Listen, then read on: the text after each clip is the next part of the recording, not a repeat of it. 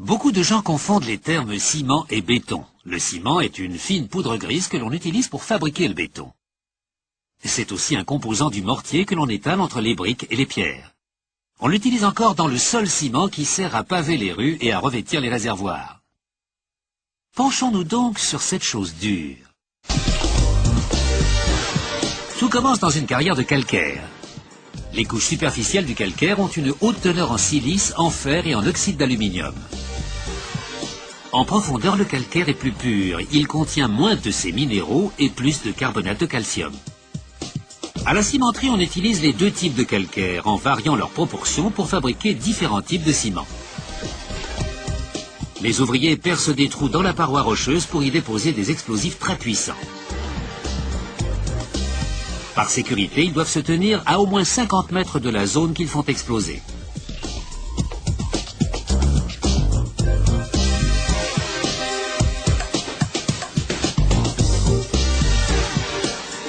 Après l'extraction, les chargeuses entrent en scène. Elles déposent les pierres de calcaire dans des dumpers d'une capacité de 50 tonnes qui les transportent ensuite à la cimenterie locale.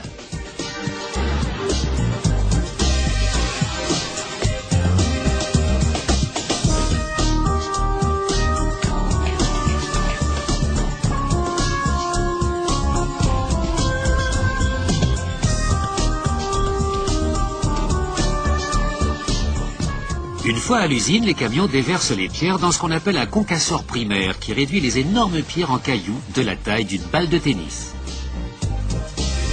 Un jet d'eau fonctionne en permanence pour empêcher que la poussière tourbillonne et se dépose sur les glissières.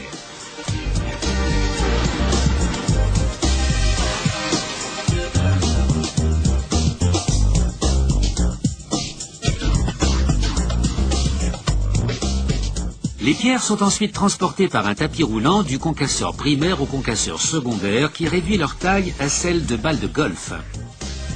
On broie séparément les roches riches en carbonate de calcium et celles pauvres en carbonate de calcium.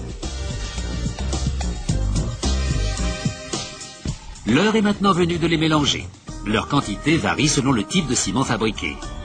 Cette machine en hauteur, appelée chariot verseur, constitue des talus aux proportions requises qui forment le mélange préhomogénéisé.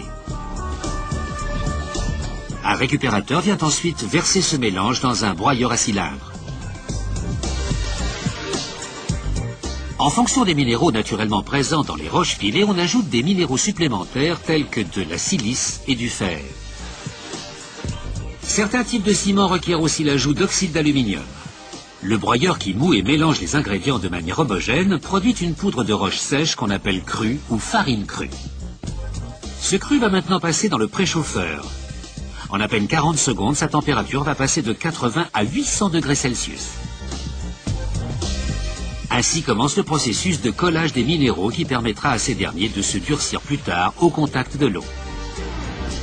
Le préchauffeur est équipé d'un brûleur qui en 5 secondes environ et par réaction chimique retire 95% du dioxyde de carbone présent dans le cru. Ceci permet d'isoler l'élément le plus important du ciment, la chaux.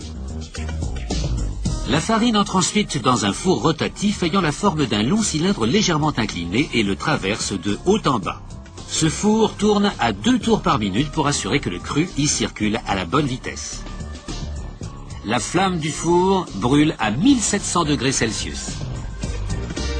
Lorsque le cru atteint 1500 degrés, il s'agglomère en morceaux de la taille de bille.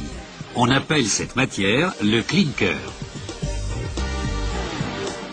À la sortie du four, le clinker est brusquement refroidi par de grands ventilateurs et sa température est ramenée à 60 degrés. Un refroidissement rapide du clinker est important pour obtenir un ciment de qualité. Le clinker est ensuite stocké dans un silo.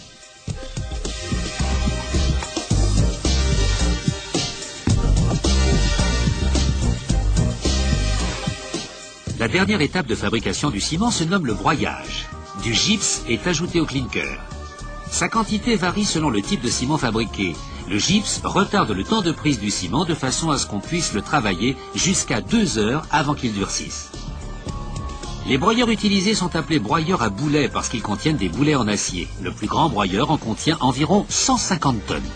Quand le broyeur tourne, le clinker et le gypse sont moulus par le choc des boulets jusqu'à être réduits à l'état de fine poudre. Et voilà pour le ciment, rien de dur là-dedans.